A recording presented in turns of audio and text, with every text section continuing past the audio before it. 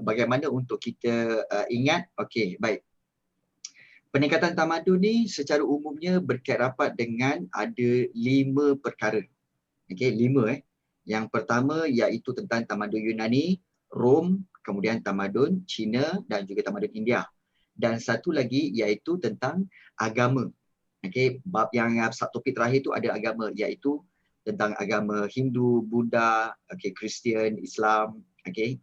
Jadi itu sebahagian daripada bab 2 tingkatan 4 ini. So, bagaimana untuk kita ingat sebenarnya adalah paling penting ialah kamu kena ingat kata kunci. Seperti kalau kita lihat tamadun Yunani itu, okey, kita tahu bahawa kata kunci paling penting ialah polis. So, kamu kena clear about that. Polis sebenarnya ialah negara kota. Okey. Negara kota ni sebenarnya apa? Iaitu kampung-kampung yang kecil bergabung menjadi negara kota. Okey, kampung-kampung dan bandar bergabung menjadi negara kota atau nama lain dia ialah polis. Okey. Dan antara negara kota yang terkenal di Yunani iaitu antaranya Athens, Corinth dan juga Sparta. So, ini adalah kata kunci juga, di mana bila sebut Athens je kamu boleh bayangkan apa yang ada. Sebut Sparta je kamu boleh bayangkan apa yang ada. Itu paling penting. So kalau tak ada maklumat tu lagi, kita kena revise balik bab ni. Baik, kita tahu bahawa mereka juga menyembah banyak Tuhan seperti apa yang dikatakan sebagai politism, okay, dan peperangan kerap berlaku dah. Okay. So itu berkaitan dengan tamadun Yunani.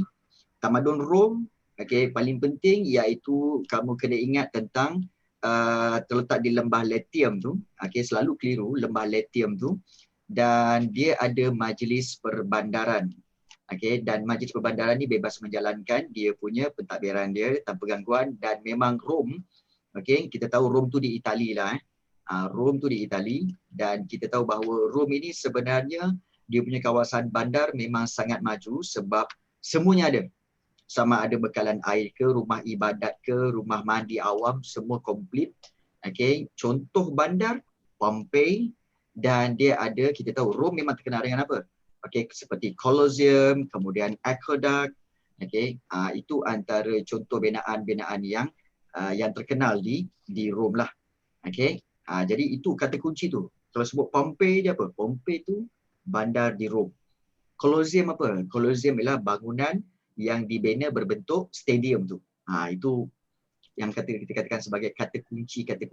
Nak ingat kata kunci. Dia memudahkan. Kalau tamadun India, kita tahu bahawa tamadun India, okay, selepas tamatnya tamadun Indus. Okay, perbezaan dia adalah tamadun Indus di kawasan Sungai Indus, manakala kalau tamadun India di kawasan lembah Sungai Ganges yang cikgu colorkan tu lah. Okay, yang cikgu lorekkan tu. Itu di lembah Ganges. Dan paling penting tentang tamadun India iaitu zaman Vedic. Okay, Vedic tu apa? Vedic tu sebenarnya ialah kitab-kitab Veda, iaitu kitab-kitab untuk agama Hindu. Sebab itu dipanggil zaman Vedic. Okay, dan kemudian paling penting kamu kena ingat tentang ada 2 jenis kerajaan. Bukan nama kerajaan, tapi jenis kerajaan. Okay, iaitu Janapada dan Mahajanapada. Rumah mandi awam, tak tahu ke? Rumah mandi awam tu sebenarnya adalah rumah mandi untuk mereka mandi beramai-ramai. Itu normal.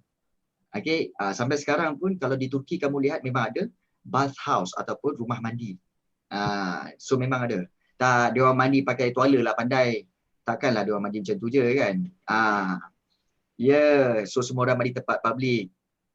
Tapi bukanlah terbuka, dia rumah mandi. Bukan dia tempat mandi awam semua. Kalau tempat mandi awam sama juga macam sekarang, macam swimming pool, sama je. Kan. Tapi kita berenang kat situ, bukannya mandi-manda kemudian basuh baju, kan. Okey. Tamadun India ingat Janapada, Mahajanapada. Janapada kerajaan kecil, Mahajanapada kerajaan besar. So Maha tu maknanya besar. Okey, Mahajanapada. Dan paling penting okey, Irfan tak payah, Irfan. Okey, baik. Terima kasih, Irfan. Baik, seterusnya. Okey. Kerajaan kecil tu disatukan menjadi kerajaan yang tamadun India, iaitu yang disatukan oleh nama ni. Chandragupta Maurya. Ingat nama tu. Chandragupta Maurya yang telah menyatukan semua kerajaan-kerajaan kecil menjadi tamadun India. Chandragupta Maurya. Kemudian kegemilangannya ialah pada zaman Asoka. Maharaja Asoka. So ingat nama-nama tu. Chandragupta Maurya, Asoka. Zaman Vedic. Okay. Itu di tamadun India. Kemudian untuk tamadun Cina pula, kalau kita lihat, dia bermula sama seperti tamadun Huanghe, iaitu bermula di lembah Huanghe. Okey, dan bermulanya perluasan kuasa apabila bermulanya pemerintahan dinasti Qin dan pengasas dia ialah Maharaja Shi Huangdi. Ingat nama tu. Kalau tamadun Cina, Maharaja Shi Huangdi. Okey, dan kita tahu bahawa kenapa dia luas, kerana banyak peperangan berlaku dan perluasan kuasa juga giat dijalankan.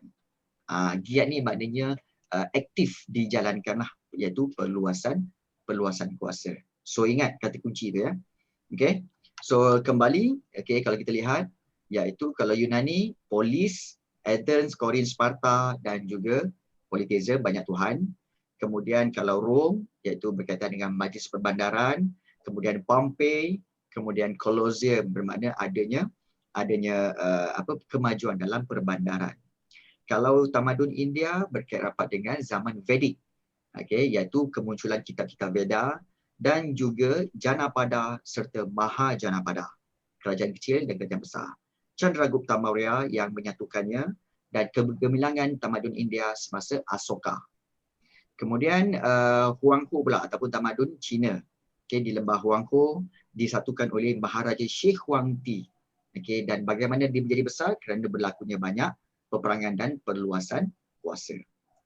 Clear about that.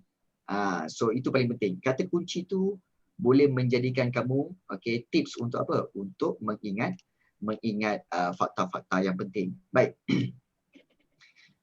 Kita lihat peningkatan pentadbiran ataupun peningkatan, kita kata dari segi tamadun, peningkatan tamadun.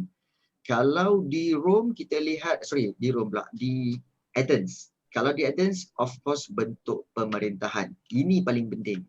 Iaitu sebenarnya ada awal lagi. Sebelum oligarki, bermulanya apa? Monarki. Ingat tu.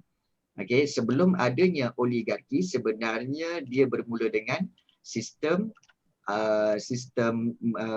monarki. Monarki dulu. Monarki dulu. So monarki dulu, kemudian barulah oligarki. Selepas oligarki, aristokrasi. Flow dia dulu. Ingat flow dia. Monarki, kemudian oligarki, kemudian aristokrasi, kemudian tirani, kemudian terus kepada demokrasi. Sebab tirani itu sebenarnya dipimpin oleh diktator.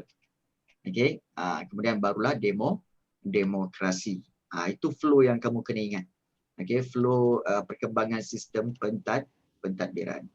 Monarki, sistem beraja. Ingat, terms tu, konsep. Monarki, sistem beraja. Oligarki, sistem pemerintahan yang di tangan beberapa orang konsul ataupun penasihat. Kalau aristokrasi, pemerintahan oleh golongan bangsawan. Golongan bangsawan yang kaya. Golongan bangsawan yang kaya dipanggil aristokrat. Aristokrat. Sebab itu, kalau mereka yang memimpin dipanggil aristokrasi. Kemudian tirani. Tirani adalah pemerintahan yang zalim yang diketuai oleh diktator. Sebenarnya tirani dan diktator ni samalah. Samalah. Sistem tirani, pemimpinnya diktator. Itu. So dia berkuasa mutlak. So sebab itu pemerintahannya biasanya kejam. Kemudian barulah ke demokrasi. So demokrasi iaitu pemerintahan atau kerajaan yang ditadbir oleh wakil yang dipilih oleh rakyat melalui pilihan raya. Selalu soalan buat perbandingan, apa beza demokrasi di Athens dan juga demokrasi di Malaysia? Kalau di Athens, penyertaan secara langsung, direct. Semua warga lelaki join untuk membentuk kerajaan, join di parlimen. Tapi kalau demokrasi di Malaysia, berbentuk penyertaan tidak langsung, iaitu rakyat akan memilih wakil saja untuk pergi ke parlimen. Sebab kalau semua 30-15 juta penduduk lelaki di Malaysia ni pergi ke parlimen, mahu pecah parlimen tu. Jadi sebab itu wakilkan. Bagaimana nak pilih wakil? Pilihan raya. Alright. Kemudian Cikgu, waktu zaman tu laki tak ramai ke? Athens tak ramai sebenarnya. Athens sebenarnya bandar kecil, dia sebenarnya tak sampai pun 20,000 orang. So kalau kita bahagikan 20,000 orang tu ke pula kepada lelaki dan perempuan, let's say 50-50. 10,000 je yang lelaki. Daripada 10,000 lelaki, kalau kita pisahkan kepada yang kanak-kanak, dewasa dan orang tua, berapa ramai je yang dewasa? Jadi sebab itu yang golongan dewasa mungkin dalam 3,000-4,000 orang, dia orang boleh join. Itu sebenarnya. Sebab sebenarnya Athens tak besar. Dia tak besar. Dia ada kuat pun 20,000 orang je. Okey, baik. Untuk republik, sistem republik ialah pemerintah yang dipilih oleh rakyat juga melalui pilihan raya. So sebenarnya republik dengan demokrasi ni sama. Kalau zaman moden ni, republik dengan demokrasi sebenarnya sama. Cuma bezanya adalah negara republik dia tak ada raja. Bila tak ada raja, ketua dia presiden. Tapi kalau demokrasi berperlembagaan seperti Malaysia, dia ada raja. Sebab itu dia dibantu oleh Perdana Menteri ataupun Prime Minister. Itu sebenarnya beza antara demokrasi dan republik pada zaman moden ini. Okay, so clear about that. Kalau ada soalan terus tanya. Sebab kita memang we will go very fast sebenarnya. So kalau ada soalan tak faham terus tanya. Dalam group chat, jangan tunggu-tunggu. Biar nak faham sekarang. Okay, baik. So di Athens kalau kita lihat, yes, Athens mengamalkan sistem raja sebelum mengamalkan sistem demokrasi, as I said before. Okay, maknanya Athens bermula dengan monarki. Okay, baik. Ini kita lihat sistem raja ini sebenarnya adalah huraian lah daripada flow tadi. Okay, raja jadi ketua agama, ketua hakim, kemudian golongan aristokrat. Okay, kemudian juga dia telah mewujudkan pemerintahan aristokrasi, kemudian berlaku tak puas hati menyebabkan rampasan kuasa. So rampasan kuasa itu menyebabkan munculnya pemerintahan bercorak tirani oleh diktator. Okay. Kemudian akhirnya wujudlah sistem demokrasi. Itu flow dia. Okay. Kemudian demokrasi di Athens, ingat dia ada dua dewan, iaitu Dewan Perhimpunan dan juga Majlis. Okay. Semua warga negara lelaki akan menyertai Dewan Perhimpunan.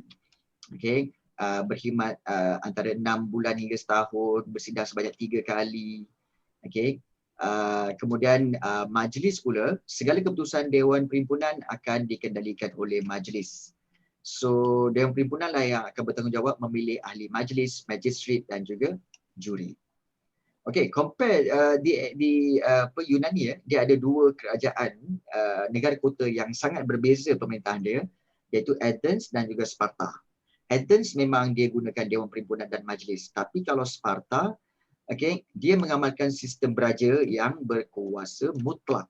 So masih lagi sistem monarki. Tetapi dia lebih kepada sistem pemerintahan tentera. Sebab itu diberi perhatian kepada sistem pertahanan, anak lelaki diberi latihan ketenteraan dari awal. Untuk apa? Untuk melahirkan tentera yang handal serta bersemangat patriotik. So ingat yang itu. Athens dengan Sparta, apa perbezaan dia? Athens banyak dia punya sistem pemerintahan, tapi kalau Sparta, iaitu sistem raja berkuasa mutlak dan juga mengamalkan sistem pemerintahan tentera. Right. Kalau tamadun Cina pula, secara umumnya, pemerintah Cina iaitu Shi Huangdi telah mengubah pemerintahan yang berbentuk feudal. Feudal tu maknanya tradisi, iaitu seorang raja, bawah tu ada pembesar kan, kepada pemerintahan berpusat, iaitu konsep raja telah ditukar kepada maharaja. Dan maharaja dibantu oleh golongan birokrasi, iaitu pegawai-pegawai yang dilantik oleh maharaja. Itu beza dia. Kalau kerajaan Cina, kamu kena ingat, bentuk samalah, pemerintahan mesti segitiga macam ni kan. Dulu atas raja, bawah pembesar. Sekarang ni raja tak mau pembesar-pembesar ni. Dia buang semua pembesar ni. Kemudian digantikan dengan pegawai-pegawai yang dilantik oleh raja. Dan raja itu bertukar kepada Maharaja. Dan bagaimana dipilih pegawai-pegawai itu? Melalui, seperti biasalah, melalui peperiksaan awam. Dan peperiksaan awam itu, jawatan kuasa yang dipanggil Hon Kausu. Diorang yang buat pelantikan pegawai-pegawai itu. Macam majlis Dewan Negara kat Malaysia sekarang ke? Yes. Dekat Dewan Negara sekarang ni kita ada dua. Dewan Rakyat dan Dewan Negara. Dewan Rakyat ialah wakil-wakil rakyat yang dipilih melalui pilihan raya, undian. Tapi Dewan Negara adalah senator-senator ataupun ahli-ahli yang memang pakar dalam bidang dia dan mereka yang duduk di Dewan Negara. So macam kat Malaysia lah, ada Dewan Rakyat dan Dewan Negara. Begitu. Alright. Kemudian di Rom. Rom secara mutlak. Dulu Rom dikuasai oleh Raja-Raja Etruscan. Ingat, Raja-Raja Etruscan. Etruscan ni sebenarnya adalah satu suku kaum sebenarnya, Etruscan, yang bukan berasal daripada masyarakat Latin, masyarakat Rom itu sendiri. Kemudian Rom telah memperkenalkan sistem republik. Republik, iaitu republik di Rom unik sebab dia dipegang oleh 2 orang konsul. Ketuanya 2 orang. Kenapa 2 orang? Soalan selalu tanya, kenapa 2 orang? Kerana untuk menjamin kedaulatan dan juga paling penting, elakkan salah seorang mempunyai pengaruh yang lebih kuat terhadap seorang lagi. Jadi diorang bekerja sama. Itu paling penting. Dan kalau di peringkat di peringkat pemerintahan pula, dia ada 2 dewan, iaitu Dewan Senat dan juga Dewan Perhimpunan. Sama macam Athens tadi. Athens ada Dewan Perhimpunan juga. Cuma satu lagi majlis. Kalau di Rom, dia ada Dewan Perhimpunan juga, tapi dia ada satu lagi Dewan Senat. So Dewan Senat inilah yang menjadi kita katakan sebagai menjadi penasihat dan membantu kepada konsul-konsul 2 orang kat atas tu. So bermula dengan monarki kepada republik, kemudian daripada republik kepada sistem diktator yang diasaskan oleh Julius Caesar. Ni Julius Caesar. Dia yang tamatkan sistem republik. Itu paling penting. Ingat nama Julius Caesar, dia inilah yang tamatkan sistem republik di Rom.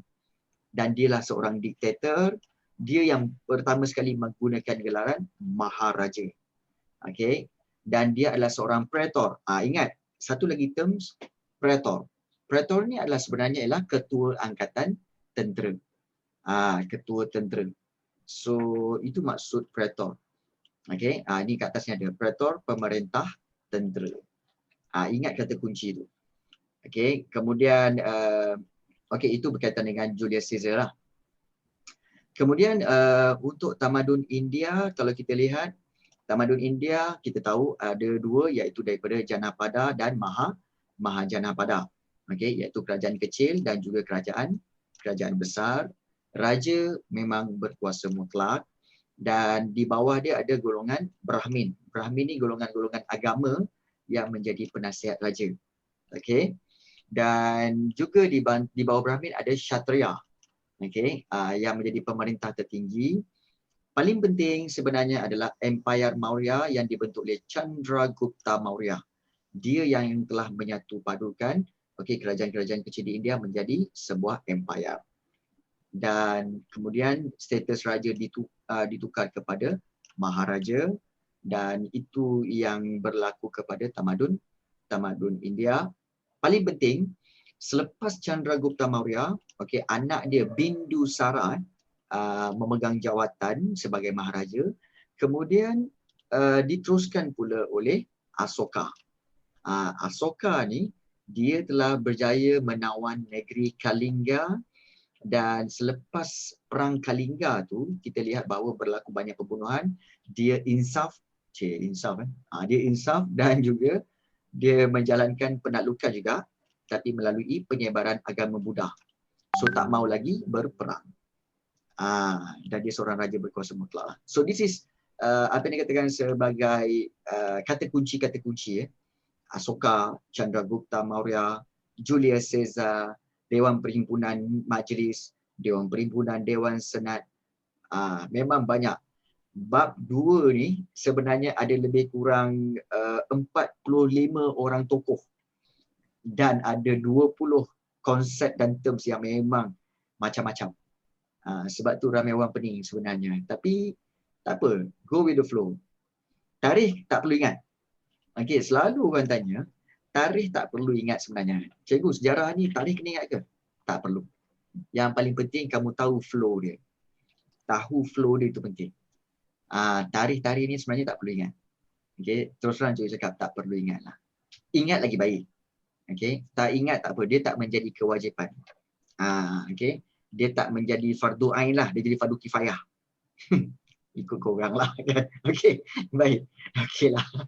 Tapi tak perlulah, sebenarnya tak perlu. Okey, tak perlu. Baik. Sistem perundangan, okey, tamadun Yunani kita tahu. Okey, paling penting kita tahu Dewan Perhimpunan lain mengubah undang-undang. Paling penting di sistem tamadun Yunani penting tentang Plato, iaitu Plato dalam bukunya Republic, okey, menekankan kepentingan undang-undang dan mengikut pandangan dia, mengikut pandangan Plato, negara patut diperintah oleh ahli falsafah, ahli pemikir, sebab mereka cakap terbaik dan berupaya menggubal undang-undang. Tapi kalau asyik berfikir je tak buat kerja pun payah juga kan.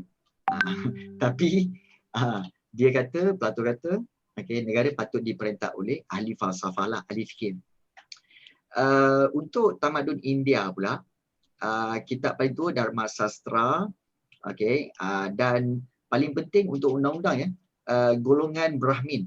Ini paling penting, dia memainkan peranan dalam urusan undang-undang sebab golongan Brahmin ni mahir dalam hukum hakam agama.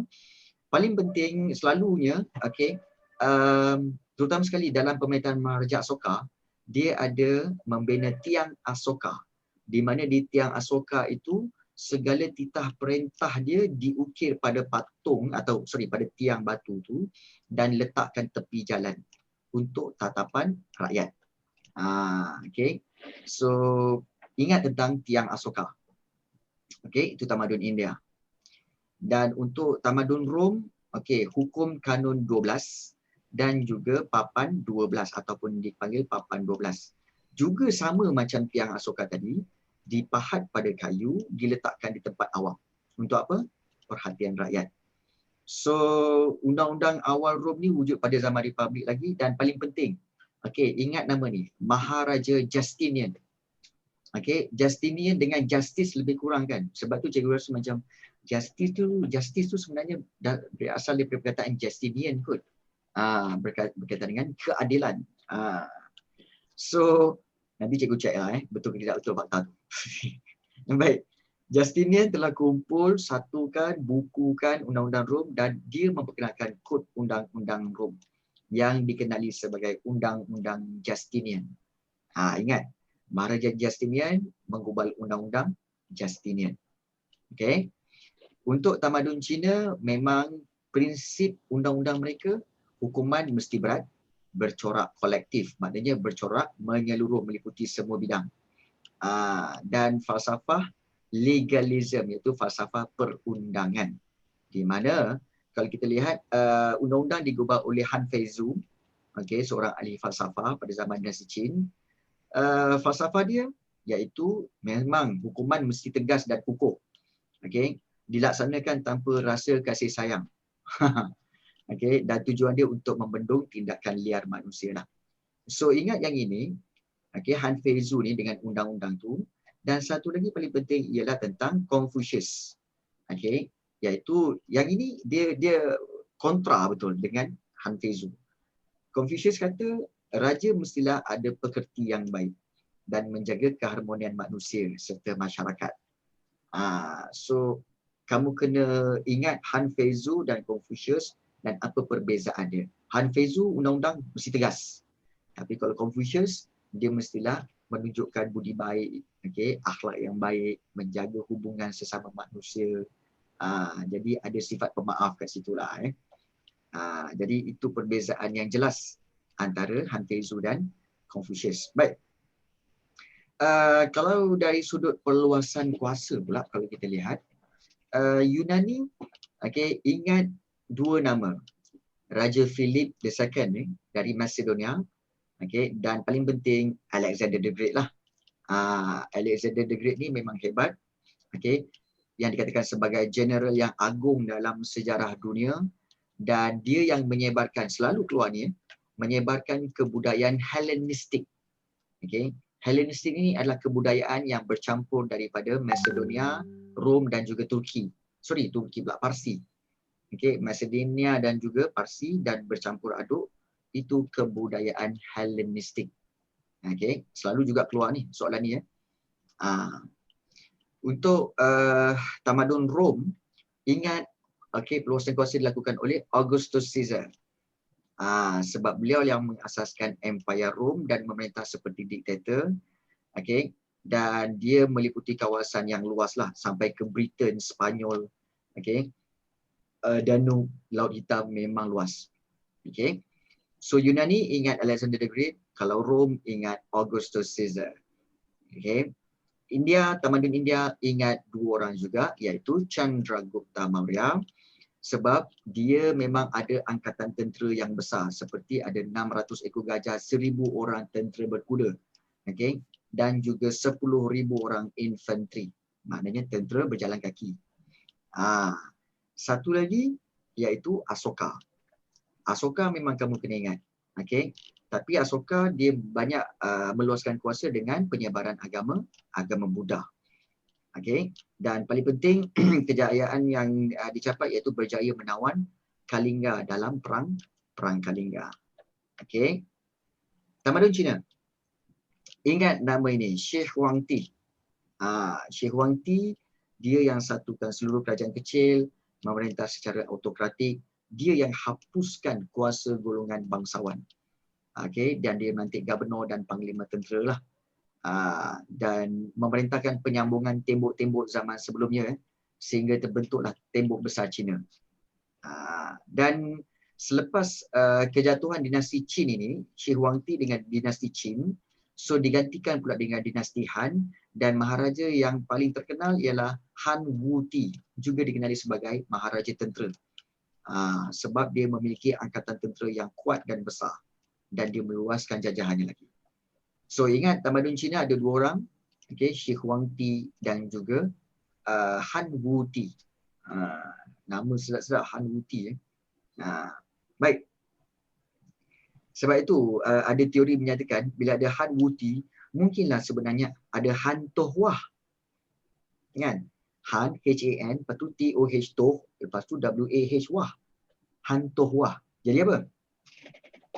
Hang Tuah. Jadi Hang Tuah.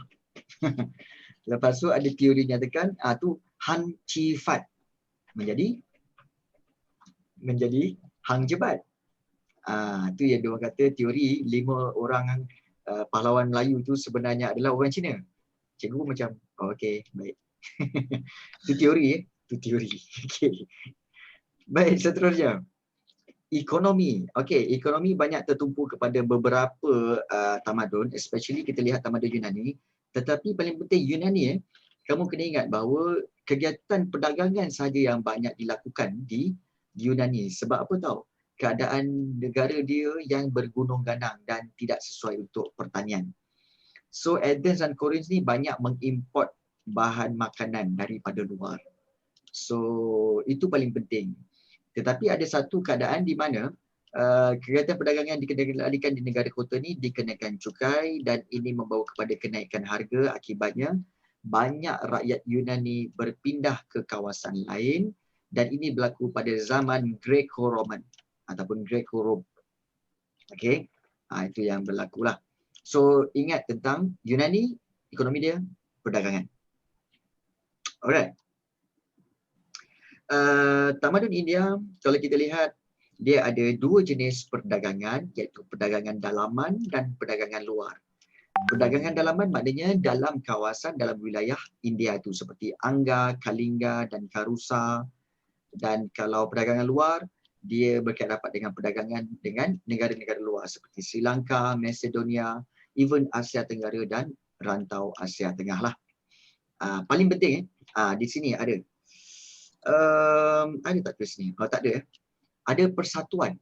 persatuan untuk tukang kayu, tukang kulit, tukang logam dan sebagainya. Dan persatuan ini sebenarnya dipanggil apa?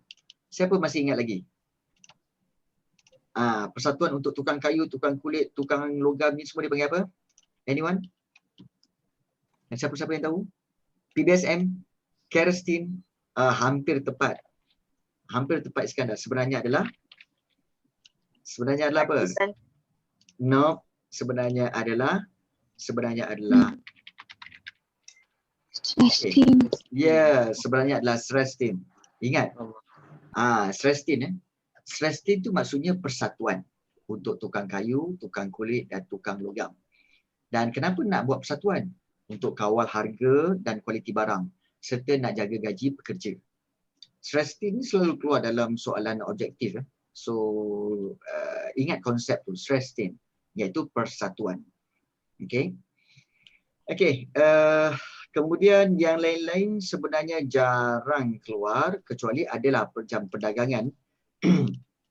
Perdagangan maritim antara India dengan alam Melayu memang berlaku, dan berkembang dan meningkat pada zaman Gupta. Zaman Gupta lah. Kan. Baik. Tak tahan tu. Ada yang jawab. Persatuan tu dipanggil PBSM. Persatuan Bulan Sabit Merah. Boleh jugalah. Baik. Tamadun Cina. Peningkatan tamadun Cina kalau kita lihat tamadun Cina, kamu kena ingat Cina of course kemajuan dalam pertanian. Banyak kepada pertanian. Contohnya dalam zaman dinasti Han, tenggala iaitu satu alat yang dipakaikan kepada kola kuda dipakaikan kepada kuda, kemudian di belakang tu ada kayu tenggala untuk menggembur tanah, membuat batas-batas dan juga menggembur tanah. So itu kemajuan bidang pertanian Cina. Kemudian ada kola kuda, kemudian ada juga penanaman bergilir. Sampai sekarang ada pelajar tanya, apa benda penanaman bergilir? Bergilir ni maksudnya, 4 bulan pertama tanah yang sama. Tanah yang sama, 4 bulan pertama tanam jagung. Selepas dah dapat jagung, selepas tu tanam pula tebu. Selepas 6 bulan tanam tebu, tanam pula gandum. Selepas 4 bulan tanam gandum ke tanah yang sama, tanam balik jagung. Kemudian habis dapat jagung, tanam balik tebu. Itu penanaman bergilir. Why? Untuk menjaga kesuburan tanah itu. Boleh faham kita kata dipanggil crop rotation. Dalam bahasa Jawanya. Dalam bahasa Jawanya crop rotation. Baik. Kita lihat seterusnya. Kemudian kawasan Bukit Literas ada sistem pengairan, pembinaan terusan, kawalan banjir, perusahaan tembikar, dan terdapat tembikar Cina di tapak-tapak pelabuhan kerajaan awal. Baik, itu berkaitan dengan segala yang berkaitan dengan tamadun Cina, iaitu kegiatan pertanian, keutamaan kepada pertanian dan perdagangan lah. Kemudian paling kamu kena ingat iaitu Jalan Sutera. Sebuah jalan perdagangan daripada barat ke timur. Melalui jalan darat. So itu dipanggil Jalan Sutera. Yang atas ni lah. Kata Jalan Sutera kan. So itu laluan dia. Alright. So itu tamadun Cina. Dari sudut sosial, ingat tentang sosial ini iaitu tentang kalau di advance pendidikan kalau pendidikan di advance untuk melahirkan manusia yang seimbang rohani dan jasmani. Sebab tu ada pelbagai jenis subjek. Pendidikan, sukan, sastra, muzik semua ada. Dan mereka telah melahirkan pelbagai tokoh, Herodotus, Thucydides, Thales, Anaximander, macam-macam lagi. Berbanding dengan Sparta, Sparta berbeza. Sparta menekankan latihan fizikal dan kemahiran gunakan senjata. Dan matlamatnya, lahirkan warga negara tentera yang gagah dan sempurna. Rom, beza dia Yunani dengan Rom. Rom ialah menekankan aplikasi ilmu yang praktikal. Maknanya menekankan kepada penggunaan ilmu yang praktikal. Sebab itu Rom banyak menyediakan bentuk-bentuk infrastruktur dan kemudahan awam. Sebab itu Rom terkenal dengan juruteranya, salah seorang juruteranya ialah Marco apa, cikgu lupa nama dia, Marco tu. Tapi jurutera itulah yang banyak, dia ada keluarkan satu buku tentang architecture. Sebab itu Rom terkenal dengan pembinaan bangunan-bangunan besar seperti Colosseum dan juga Aqueduct. Okay. Tamadun India, okay, peningkatan pendidikan berlaku pada zaman Vedic sebab pendidikan mementingkan keagamaan, iaitu agama Hindu. Dan yang boleh belajar kaum lelaki je lah. Kaum wanita duduk rumah dan diam. Macam tu. Baik. Yes, betul, Irfan. Kemudian kaedah hafalan digunakan, dan kenapa tujuan pendidikan yang berasaskan agama Hindu ni untuk apa? Iaitu untuk menjadikan manusia untuk menghadapi hari selepas mati. Dan paling penting mereka ada pendidikan tinggi, iaitu di College Brahman. Okay, dan ada Universiti Agama Buddha iaitu Nalanda. So ingat College Brahman dan Nalanda. Nalanda ialah University. Okay. Seterusnya, tamadun Cina. Pendidikan, kamu tak perlu cerita lah. Kalau pendidikan di Cina, of course untuk apa? Lulus peperiksaan awam. Okay. Iaitu di 3 peringkat pendidikan, iaitu sekolah rendah, menengah dan juga sekolah tinggi. Okay. Sekolah rendah untuk mengenal dan menghafal, okay, tulisan ideogram, mengenal dan menghafal. Okay. Kalau untuk sekolah menengah, okay, karangan dan buat sastra sendiri. Kemudian yang peringkat yang lagi tinggi iaitu menterjemah buku suci, translate buku-buku suci. Ada lebih kurang 9 buku sebenarnya, ada 9 buku suci dia orang. Okay. Kena translate satu-satu. Baik, ciri-ciri peperiksaan awam kamu kena ingat, dia adalah yang tertua di dunia, dikendalikan dengan ketat. Siapa yang meniru akan dikenakan hukuman mati. So kalau katakan dikenakan hukuman mati tu dibuat pada zaman sekarang, ramai tak datang dalam kelas ni. Betul tak? Kalau dibuat hukuman mati tu rasanya ramai tak masuk kelas hari ni. Kan? Mana pergi? Dah kena hukum dah. Asal meniru. Termasuk amal hafiz. Okey, baik. Kan? Baik, bagi mengelakkan penipuan, pemeriksa dikurung sebelum tiba hari peperiksaan. Pemeriksa yang dikurung, apa salah pemeriksa pun tak tahulah kan, siapa jadi pemeriksa kan. Kemudian calon peperiksaan akan ditempatkan dalam bilik dan makanan disediakan. Calon dikurung juga selama 3 hari untuk menulis jawapan. Peperiksaan awam ada 3 tahap. Okay, iaitu tahap pertama, kalau kamu tak ingat nama-nama ni, Hutai, Chunjen, Chinchi ni, ingat je tahap pertama, kedua dan ketiga. Boleh. Okay. Ingat pertama, kedua, ketiga. Tahap pertama sama seperti ijazah pertama ataupun degree lah, sama dengan degree. Okay. Dijalankan di daerah dan siapa yang lulus dapat jadi pegawai kerajaan. Okay. Dan diadakan 2 kali dalam tempoh 3 tahun peperiksaan itu. Tahap kedua, sarjana. Sarjana ni master. Okay, macam master. So dibuat di ibu kota daerah. Okay, yang pertama di daerah, yang kedua di ibu kota daerah. Diadakan 3 tahun sekali. Dan paling penting yang tahap ketiga iaitu Doktor Falsafah ataupun PhD. PhD jadi dijalankan di ibu kota empire yang bertempat di istana dan jawab di depan Maharaja. So yang lulus akan menjadi pendidik. Kopi ya.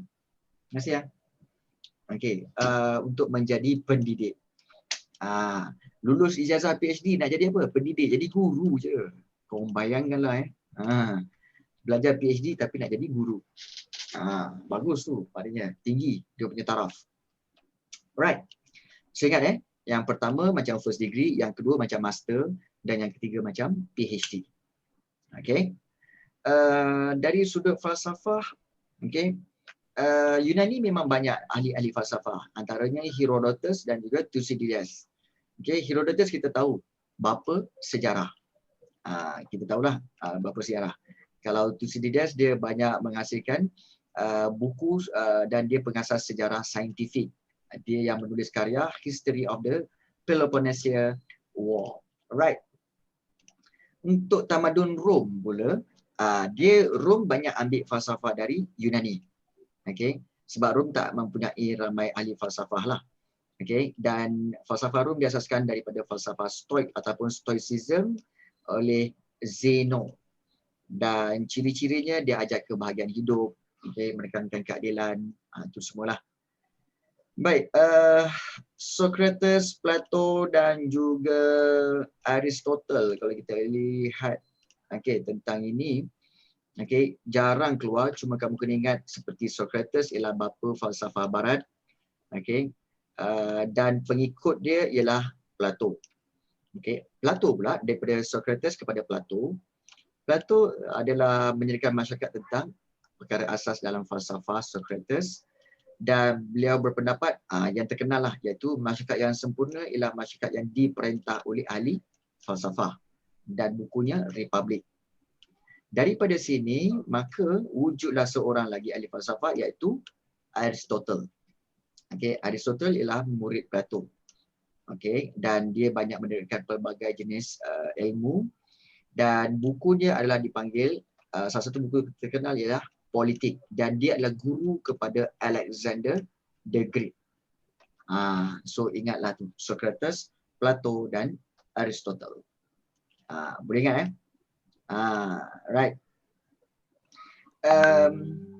Falsafah tamadun India, falsafah terawal dia adalah berkait rapat dengan kumpulan yang bersumberkan, maknanya pemikiran bersumberkan Veda, ataupun kumpulan yang menolak kitab Veda. Yang Veda ni maknanya kitab-kitab agama Hindu seperti Atharva Veda, Rig Veda, Sama Veda, Yajur Veda, itu semua. Ada Upanishad, Mahabharata, itu semua. Kalau falsafah yang bukan aliran Veda adalah seperti Buddhism, maknanya Buddha lah. Buddhism, Jainism dan juga Charvaka. Jainism ni cikgu rasa sama macam ni lah, yang macam ajaran yang Sikh tu ya, yang Sikh. Alright. Falsafah tamadun Cina. Confucius dengan ajaran Confucianism dia, Lao Tzu dengan Taoismnya, dan Mozu.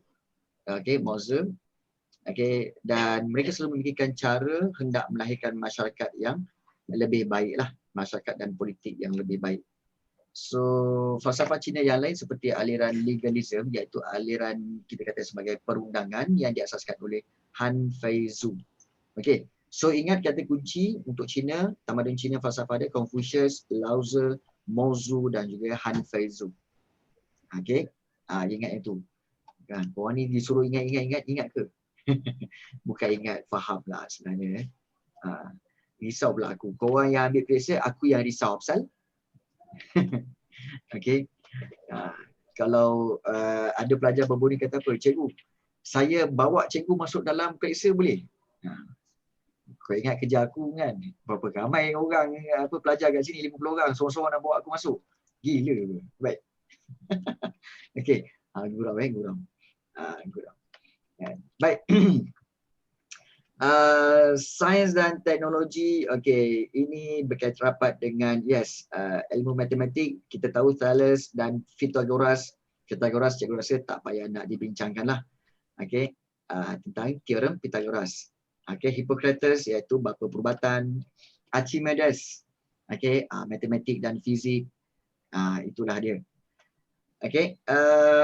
Tamadun India dan tamadun Cina, tamadun India masih lagi berpegang kepada pengetahuan Vedic, dan dia ada menyumbang kepada angka Brahmin dan juga angka Kharosti.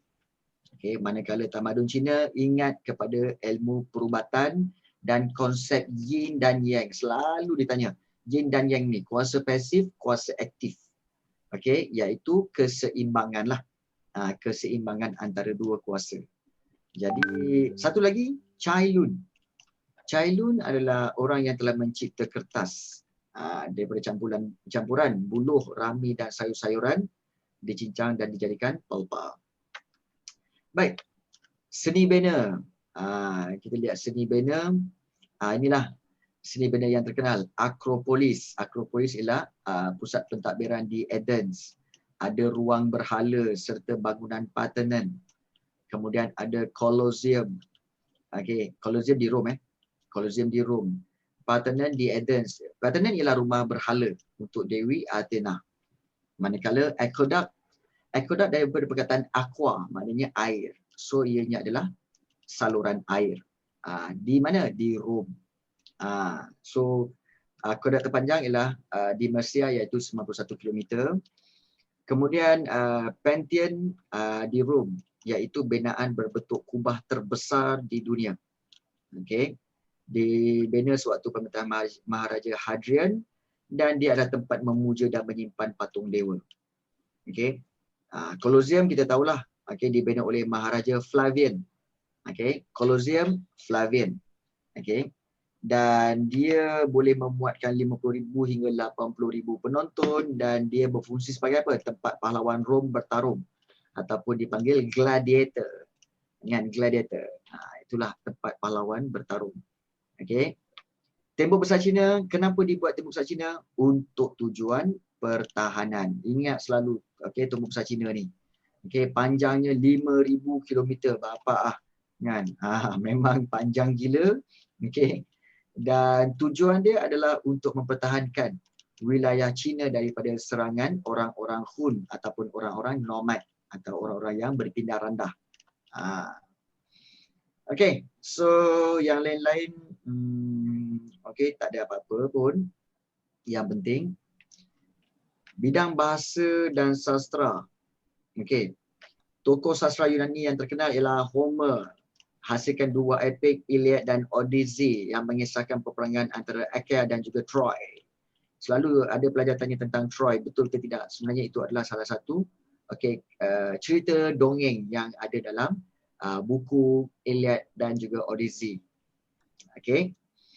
Kemudian tamadun Rom, Cicero dan juga Virgil.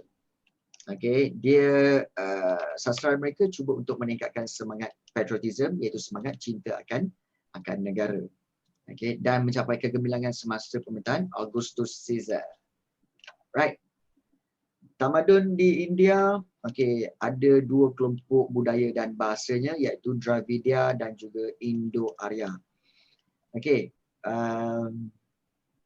Antara epik yang terkenal lah kita lihat di sini, iaitu Mahabharata dan juga Ramayana. Mahabharata cerita pasal peperangan dua tentera yang baik dan juga yang jahat, confirm. Dan Ramayana ialah cerita inkarnasi Dewa Vishnu sebagai Rama dan pergaduhannya dengan Raja Sri Lanka yang melarikan isterinya Sita pula. Ramayana sebenarnya cerita tentang kelahiran semula. Inkarnasi ni maknanya kelahiran semula. Incarnation. Kelahiran semula Dewa Vishnu sebagai Rama lah, sebagai manusia. Kan? Ada masa bacalah, kalau tak ada tak payah. Renaissance. Itu tamadun. Kemudian tamadun Cina, Cina kita tahulah ada banyak bahasa, ada 7 dialek. Yes, betul. Bolehlah juga, Syafiq. Betul. Kita ada Mandarin, Hunanese, Hakka, Cantonese, Kiangsi dan Fukien serta Wu. Dan kat sini tak banyak sebenarnya yang keluar dalam peperiksaan tamadun Cina ni.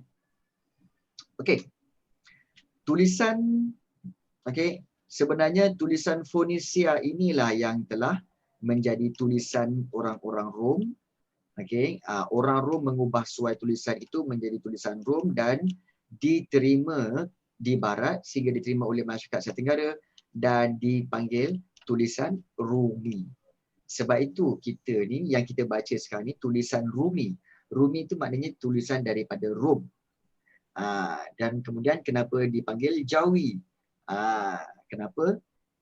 Kerana dulu sebenarnya tulisan Jawi itu diambil daripada tulisan-tulisan yang mengambil tulisan ataupun huruf-huruf Arab menjadi Jawi.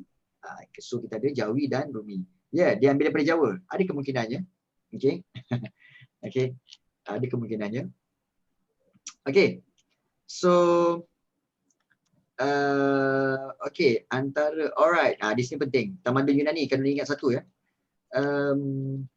Penduduk Athens ada 3 golongan, warga negara, bukan warga negara dan juga hamba. Paling penting di sini iaitu Helot. Kelas pertama warga negara, kelas kedua para pekerja, kelas ketiga ni Helot. Helot ni selalu keluar dalam soalan Helot ni ialah golongan majoriti yang mengusahakan tanah. dan dia memainkan peranan penting dalam ekonomi Sparta, dan jumlah yang besar ini menjadi satu ancaman kepada kelas pemerintah dan menjadi faktor sistem ketenteraan diamalkan. Sebab apa? Sebab golongan Helot ni yang paling ramai, sebab tu perlu dikawal. Dan banyak di Sparta sebenarnya, Helot. Untuk tamadun Rom juga ada 3 golongan, warga negara, bukan warga negara dan juga hamba. Tamadun India confirm ada kasta. Okey, kasta ni, kasta paling tinggi Brahmin, Kshatriya, Vaishya dan Sudra. Kena ingat ke?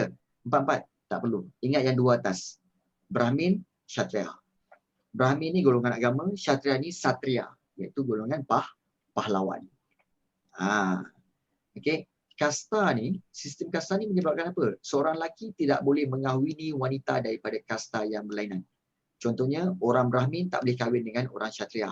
Orang Kshatriya tak boleh kahwin dengan orang Vaishya. Vaishya ni sebenarnya pedagang.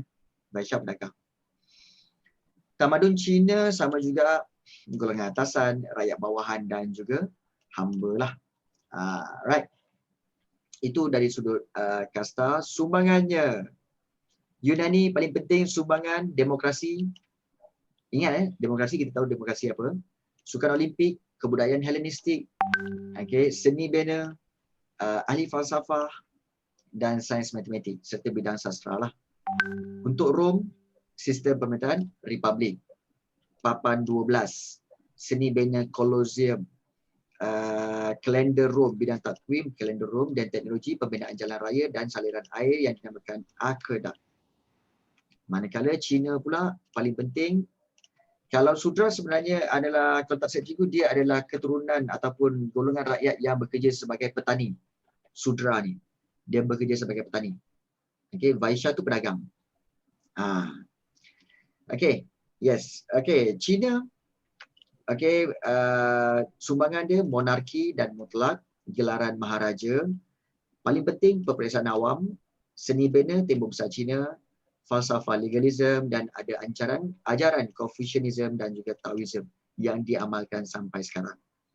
India, tamadun India, monarki dan mutlak, gelaran maharaja, bidang sastra paling penting Mahabharata dan Ramayana serta memperkenalkan agama Hindu dan Buddha. Kemudian barulah kemunculan agama. Kemunculan agama Hindu memang muncul sejak tamadun Indus lagi. Ini subtopik terakhir. Subtopik terakhir. Okey, percaya Tuhan ada 3 fungsi iaitu Brahman, Vishnu dan juga Siva. Brahman mencipta, Vishnu memelihara dan Siva yang membinasa. Dan agama Hindu paling pentinglah dikuasai oleh Brahmin. Percaya pada hukum karma. Okey, kelakuan manusia semasa hidup dan kelahiran semula selepas mati. Okey.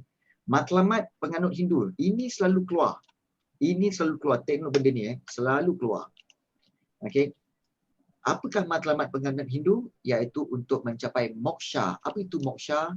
Iaitu kebebasan mutlak apabila penganut Hindu itu telah tidak dilahirkan semula dan dia telah bergabung, bersatu dengan Tuhan. Itu dipanggil moksha. Itu. Kamu kena tahu je lah kan, percaya atau tidak tu nombor 2. Ataupun ya ke? Itu terpulang. Kalau tak capai moksha, maknanya mereka perlu lahir semula.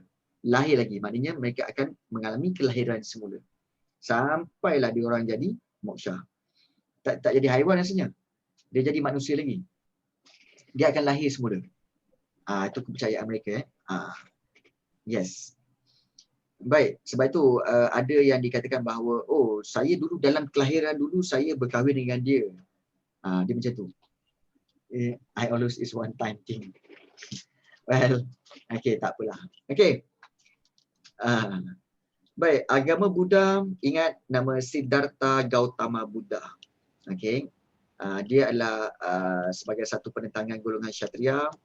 Kita tahu nama Buddha tu sebenarnya dia ambil ketika Siddhartha Gautama ni dia bertapa di bawah pokok Bodhi.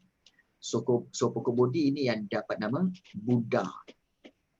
Dan ada 4 kebenaran mulia iaitu dukkha, samudaya, nirodha dan juga marga. Tak perlu ingat. Yang paling penting kamu kena ingat jalan lapis mulia ni. Okey, ada 8 jalan lapis mulia. Okey, untuk pengikut Buddha.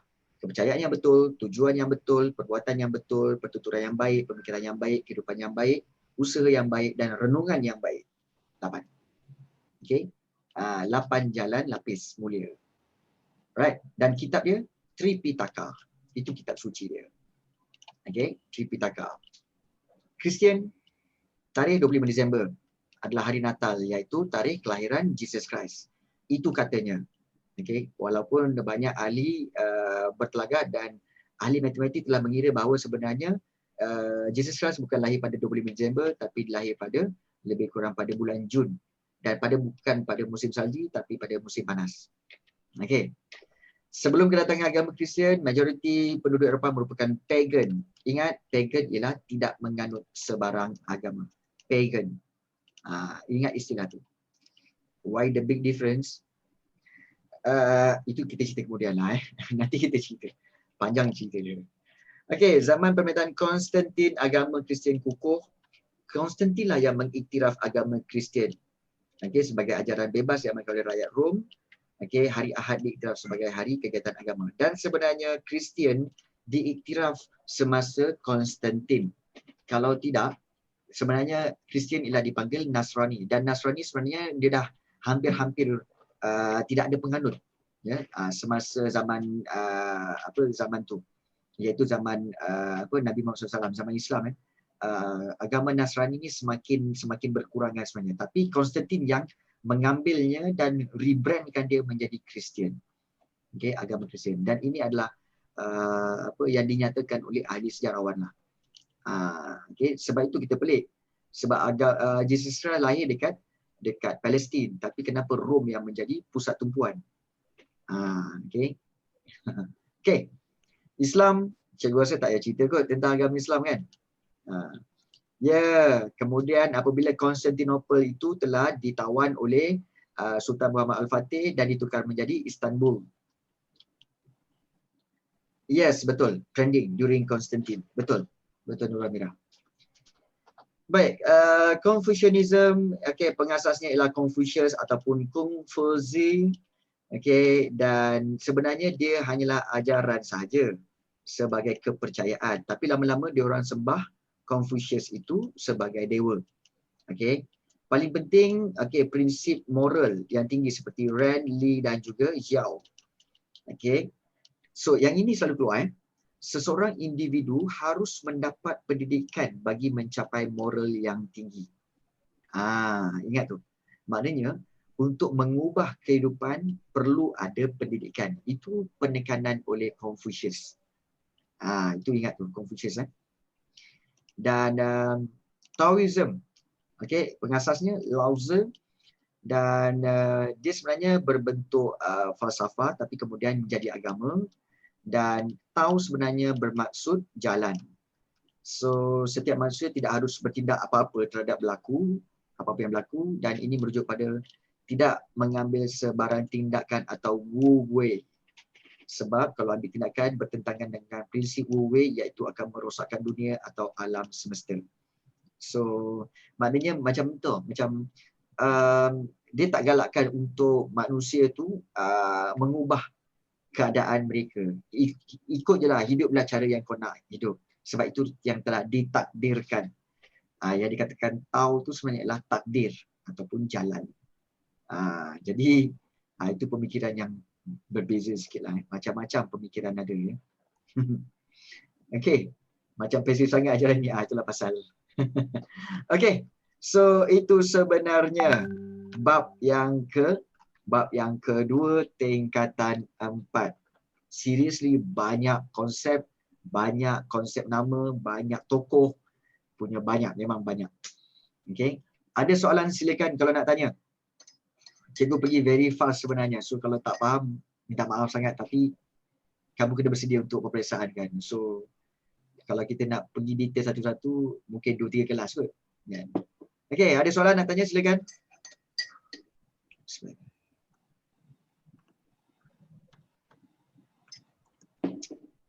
Tak ada?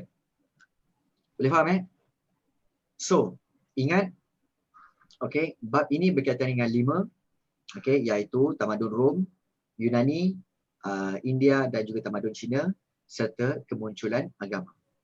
Okey. Dan ingat semua konsep-konsep dan juga kata kunci yang cikgu dah highlightkan tu. Sebenarnya dengan kata kunci tu, kamu boleh cerita macam-macam. Contoh, kalau disebut tamadun Yunani, kalau macam cikgu kan, cikgu ingat tau. Tamadun Yunani, faham. Okey, Athens, Rome. Bila sebut Athens, faham. Okey, dia sistem pemerintahan dia. Monarki, oligarki, aristokrasi, tirani dan demokrasi. Pak, bila sebut demokrasi, okey, demokrasi memang ada 2. Satu di Athens dan satu lagi di Malaysia. Apa perbezaan dia? Dia macam tu. Konsep. Dia berkait-kait.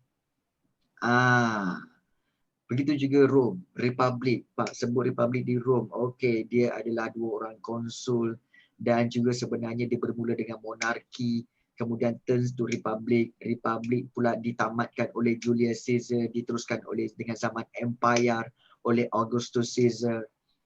Flow. Dia punya flow tu terus. Itu sebenarnya kaitan dia dengan sejarah. Kalau kamu boleh terangkan dengan macam tu, cikgu yakin memang kamu A lah dalam sejarah. Sebab kamu boleh terangkan semula mengikut dia punya kronologi. Itu paling penting. Okey, ada soalan nak tanya tak?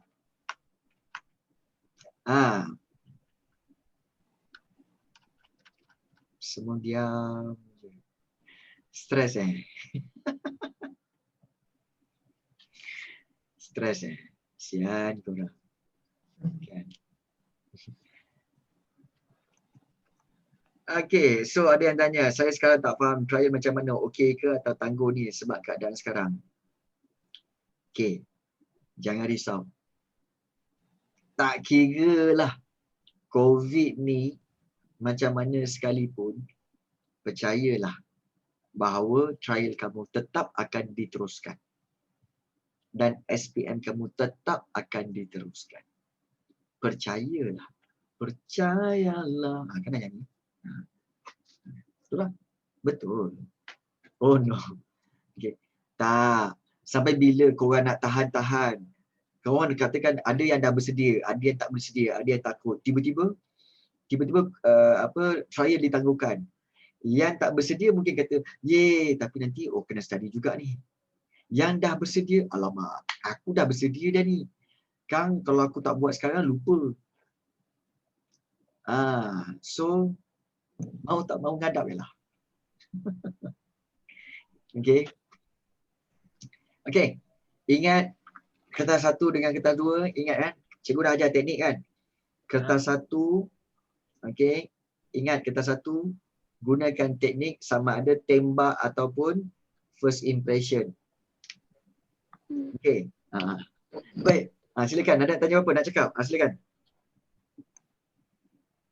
Haris Daniel nak cakap? Cikgu. Ya.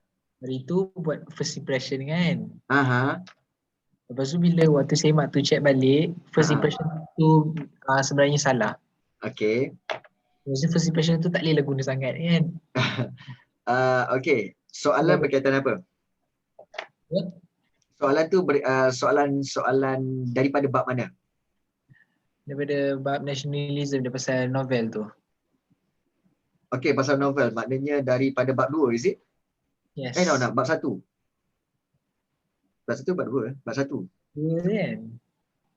Novel yang maknanya, kan cikgu cakap, first impression ni sebenarnya dia bersyarat. Teknik tembak dia tak bersyarat, tapi teknik first impression bersyarat. Iaitu syaratnya kamu memang dah kuasai bab tu. Kalau kamu tak kuasai bab tu, kamu tak boleh buat first impression. Jangan. Okay. First impression, dia ada syarat. Bersyarat. Syaratnya ialah kamu dah kuasai bab tu. Kalau kamu tak kuasai bab tu, lebih baik kamu tukar kepada teknik tembak. Dia macam tu. First impression dulu. Tapi kalau first impression kamu tak yakin, kamu rasa macam memang, aku tak tahu bab ni sebenarnya kan. Okey, turn. Tukar kepada teknik tembak. Kan? teknik tembak itu. Dan dia menyelamatkan banyak keadaan lah. Itu paling penting. Yes. Anyone ada soalan lain?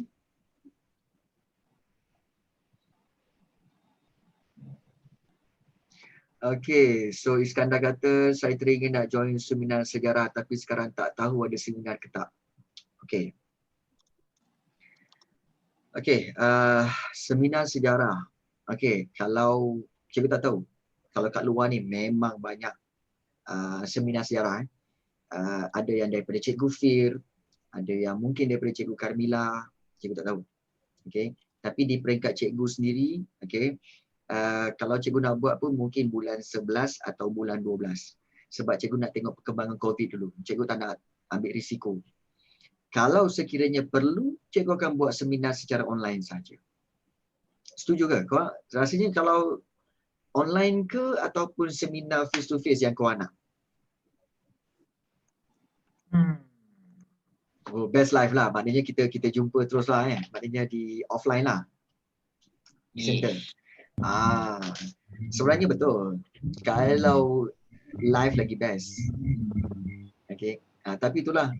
Dalam keadaan sekarang ni, susah nak cakap lah.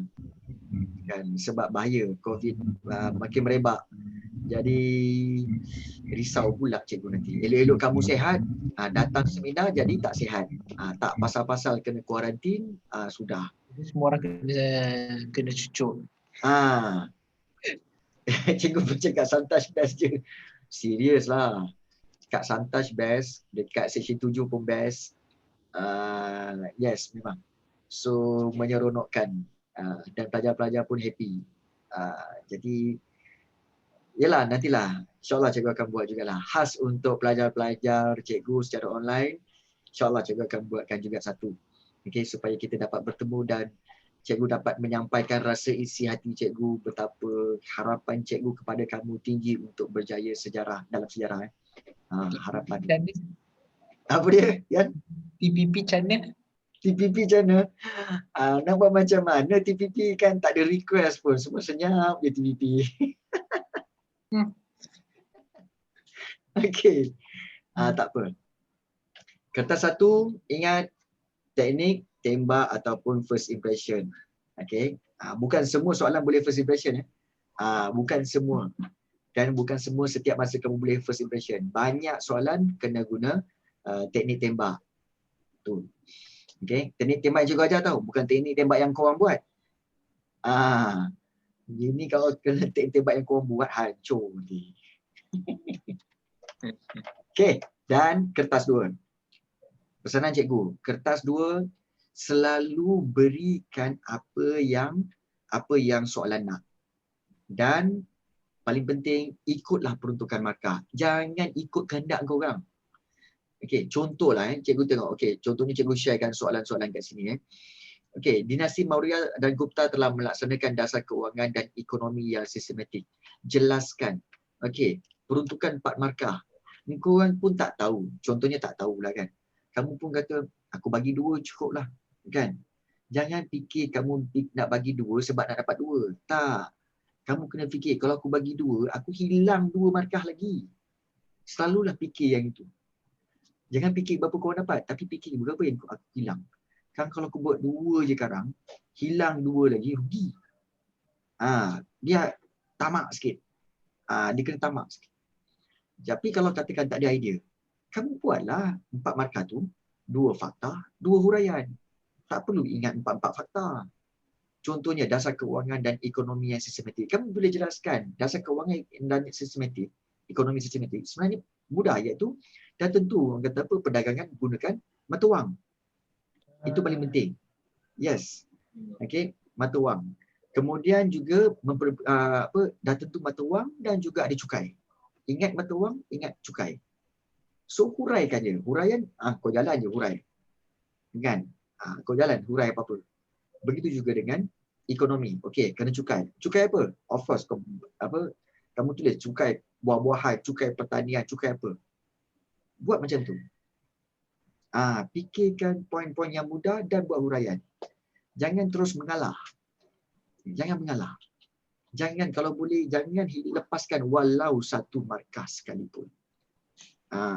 Ya, berjuanglah sehingga ketetesan darah terakhir. Tetesan darah terakhir. Apa tetesan? Dia apa ni? Ini diambil daripada ni Raden Ajeng Kartini. Raden Ajeng Kartini dia tetesan darah terakhir. Okey. Kemudian Nak keluarkan Jawa tu ke cikgu? tak. Ya, tak. Okey. Kemudian sementara waktu daripada hari ini sampailah ke hari Jumaat. Okey. Kamu perasan latihan-latihan yang cikgu berikan daripada bab 1, bab 2 ni memang ada banyak soalan-soalan seperti ini. Okey, soalan-soalan latihan yang ada ini kan, yang sebelah kanan tu ada rangka jawapan. Please buat dan praktis buat ayat tu. Buat ayat jawapan. Praktis daripada sekarang. Praktis make perfect. Buatlah latihan sampai letihan. Tu ayat cikgu. Okey, copyright control. Tak boleh guna yang lain. Okey, iaitu buatlah latihan sampai letihan. Ya. Boleh juga ikut logik sikit, betul, ikut logik sikit. Okey, jangan kau mepek-mepek sudah. Itu paling penting. Okey. Cikgu risau korang yang nak exam pasal aku pula yang panas. Kan? Lain macam Okey, soalan lain. Ada apa nak tanya?